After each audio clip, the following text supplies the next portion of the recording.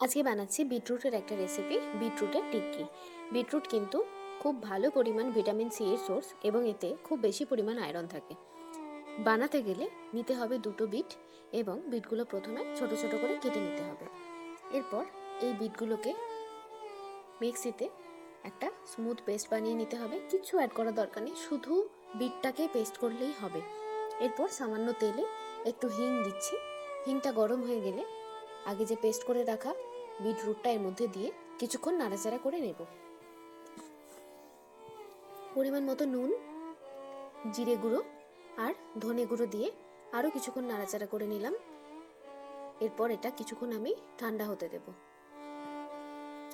আমি এক্সট্রা করে কোনো চিনি দিলাম না, কারণ বিটরুটটা একটু মিষ্টি মিষ্টি হয়।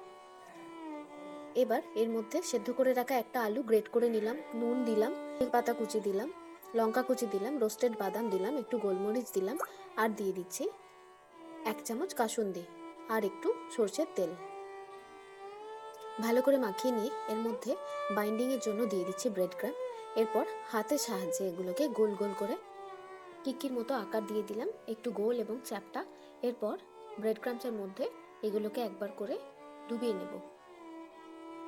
দুপিঠ ভালো করে মাখিয়ে নেওয়ার পর এগুলোকে গরম তেলে ভাজতে হবে।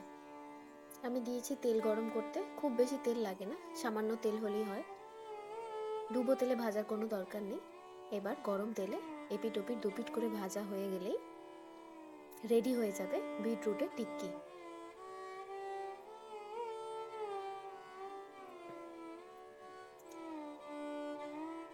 এটা একবার বাড়িতে বানান, এটা কাসুন্দির সাথে খেয়ে দেখুন, খুব ভালো লাগবে। গরম গরম সার্ভ করুন কাসুন্দি। আপনারা চাইলে টমেটো সসও দিতে পারেন, আমি কাসুন্দি দিয়ে সার্ভ করেছি।